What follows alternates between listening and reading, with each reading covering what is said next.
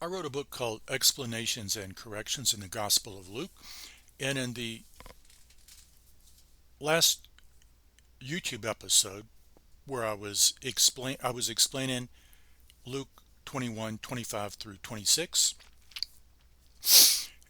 which I'll read here from my book. And there shall be signs in sun and moon and stars, and upon the earth distress of nations in perplexity, for the roaring of the sea and the billows, men fainting for fear and for expectation of the things that are coming upon the world, for the powers of the heavens shall be shaken.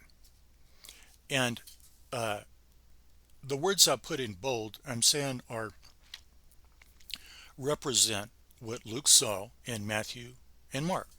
Now, in Matthew and Mark, Hebrew metaphorical expressions of the sun and moon going dark are used, but Luke hurried over there, just saying there shall be signs in sun and moon and stars. A Jewish reader would know he's referring to. A Gentile reader wouldn't think, oh no, the sun's going to turn dark or something like that.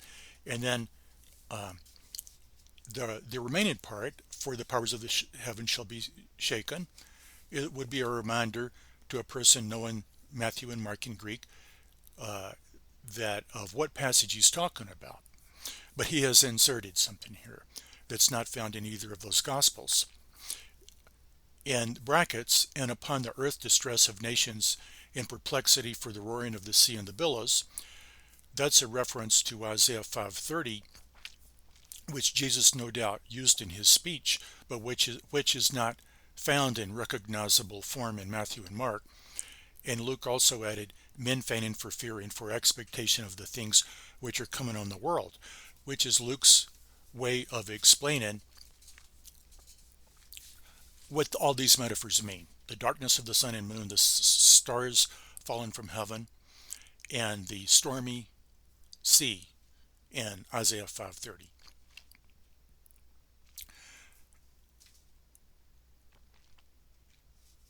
So I'll begin covering this section from my book. Isaiah 5:30 and Luke 21:25 both refer to the roaring of the sea, to the distress of nations on earth, and to darkness. So this is my basis for saying that Isaiah 5:30 refers to Luke 21:25. Luke wrote in Greek. His choice of words reflect the Septuagint or another Greek version. I'll use bold type, underlining, brackets, and angular quotation marks below to show the parts of the verses that correspond to each other. So I'll skip the Greek as much as I can, but in Isaiah 5:30 Brenton it reads, and he shall roar on account of them in that day, as the sound of the swelling sea, and they shall look to the land, and behold, there shall be thick darkness in their perplexity. Luke 21:25 American Standard Version reads, and there shall be signs in sun and moon and stars, and upon the earth distress of nations and perplexity for the roaring of the sea and the billows. So I put an angular quotation mark sign in sun and moon and stars, and I'm saying that that is actually a reference to the darkness in their perplexity. The darkness in Isaiah 5:30 is from a storm, but in Luke, a couple of verses before, mention is made of signs in sun and moon and stars, which meant the darkness of the sun, metaphorical darkness of the sun and moon. Okay, and upon the earth, distress of nations. In Isaiah 5:30 Brenton chose to translate the word the land. The Greek words are the same. Tengain and tesges, they're in different declensions because they're governed by different pronouns, as and ep. And then the word perplexity is used both in Luke 21 and Isaiah 5:30, and that comes from the Greek word which matches in the Septuagint, aporia, or whatever is the correct pronunciation in Greek. And Luke 21:25 uses the same word. So that's my basis for saying that Isaiah 5:30 is what Luke was thinking of. The land of Isaiah 5:30 is the earth in Luke 21. There is no difference. It was the English translator's choice whether to render gain and gase as land or earth. The two Greek nouns are spelled differently because the prepositions that govern them require different declensions. The phrase upon the earth, distress of nations in Luke 21 was inspired by the words the land, and behold there shall be thick darkness in their perplexity in Isaiah 5. The word aporia, distress, also occurs both in Isaiah and Luke. I explain in another chapter that when Luke says distress of nations, he's explaining as a commentator what the words their perplexity mean in Isaiah 5:30. Luke interprets the genitive plural auton equals of them or their as ethnon equals of the nations or of the Gentiles. To help Theophilus, Luke eliminated the ambiguous pronoun in Isaiah, substituting the noun that the pronoun signified. So Luke differed from most commentaries that you will ever read on this passage, even today. Luke used a different Greek phrase for the roaring of the sea than the Septuagint. Maybe he used a different Greek translation. Septuagint translators have translated the phrase in Isaiah 5:30 differently. The sound of the swelling sea according to Brenton, the roaring of the billowy sea according to Charles Thompson, and the voice of a surging sea according to Otley.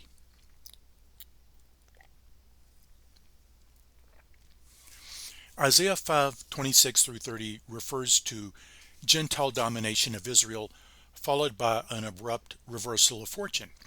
Luke referred to Isaiah 5:30. He knew its context.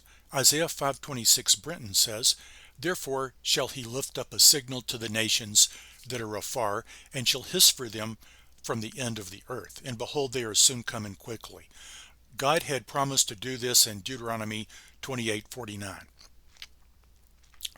The Lord shall bring upon thee a nation from the extremity of the earth, like the swift flying of an eagle, a nation whose voice thou shalt not understand. Isaiah 5:27 through 29 shows how fierce the army would be. The soldiers would roar like lions and carry away Judah as a prey, with none to deliver Judah. This is reminiscent of Deuteronomy 28:49 through 52, which you will have to look up for yourself because I already quoted it in the last episode, and that would be too redundant. But anybody who wants to thoroughly understand this matter should carefully read Deuteronomy 28 through 30. Deuteronomy 37 says that a time would come when the circumstances of Israel and of its persecutor would reverse, and Jehovah thy God will put all these curses upon thine enemies and on them that hate thee, that persecuted thee. This being from the American Standard Version. Isaiah 5:30 contains psychological figurative language. It describes the fear that the Gentile kingdom would have when it suddenly realized that its fortunes had reversed. Isaiah 13:8, Brenton, explains the emotional reaction of the Babylonians when Deuteronomy 37 would be fulfilled upon them. The elders shall be troubled, and pangs shall seize them, as of a woman in travail. And they shall mourn one to another, and shall be amazed, and shall change their countenance as a flame. And I'll interject that if you look at Isaiah 13, look at a couple of verses after, I think it's verse 10, that mentions something like the sun going dark and the moon turning to blood and something happening to the stars. That is one of the passages that inspired Jesus' words in the Mount of Olives eschatological discourse, and which Matthew and Luke picked up when they spoke of the sun becoming dark and the sun and moon both becoming dark, and the stars fallen from heaven, or however they phrased it. Belshazzar, the king of Babylon, saw the handwriting on the wall when he was relaxed having a feast. Daniel 5:6 shows his emotional reaction. Then the king's countenance was changed in him, and his thoughts troubled him, and the joints of his loins were loosed, and his knees smote one against the other. Daniel 5:30 says, "In that night Belshazzar the Chaldean king was slain." Isaiah 5:30 is a metaphorical description of the terror and sadness of the Gentiles when they see that they're going to change from being the subjugators to being the subjugated. And the reference to Isaiah 5:30 and Luke 21:25 has a similar meaning for the time when the Gentile conquerors would see the Son of Man come in a cloud with power and glory. Luke's phrases in Luke 21:25 through 26, feigning for fear and for expectation of the things which are coming upon the world, are Luke's explanation of the figurative language in Isaiah 5:30. The word perplexity was already in Isaiah 5:30, but Luke added the causes of the perplexity to explain it: fear and frightened expectation. Luke gave essentially the same explanation for the figurative language as some commentators that I quoted above, but in few words. Luke was explaining in unadorned prose the meaning of the metaphorical language in Isaiah 5:30, which is the same as the meaning of Matthew 24:29 through 30. The metaphors from nature simply describe the emotional state of the people, unbearable fear. Luke added this because Theophilus, for whom he wrote, might have misunderstood the figurative language. The figurative language was ultimately from Hebrew, not from Theophilus' native Greek, and it might have been archaic or obsolete even then. John Chrysostom explained the psychological meaning of Isaiah 5:29 through 30. I'll translate his words the best I can below. And I'll interject here that the reason I translate it, I always try to find an English public domain translation to make somebody else do the hard work, but when I can't, I have to do it myself. And the other thing is that the things I write about, very few people agree with me. So whenever it's hard to find anybody that even agrees with a little bit of what I say. And that's the reason why I have interjected several strange quotations or obscure quotations or translations from Latin in my commentaries. So, and Chrysostom wrote in Greek, but I can only translate from a Latin translation. So this is a translation of a translation, and Chrysostom used the Septuagint. So it's going to sound like a quotation from Britton's Septuagint. So my translation reads, "They are impelled by fury as lions, and they stood near as the whelps of lions. And he will seize and he will cry out as a wild beast, and he will cast them out, and there will be nobody to deliver them." And on verse 30, "And he will cry out," now this is in italics because it's the actual verse. "And he will cry out on account of them in that day as the sound of the billowing sea, and they will look into the heaven above and to the earth below, and behold a hard darkness in their perplexity." And my translation continues, "After this he turns the discussion to the sea, saying that there is going to be as much tumult, as much perturbation as there will have been when a sea is raging and billowing. He takes pains to amplify fear in every way so that they do not need the experience of the events itself.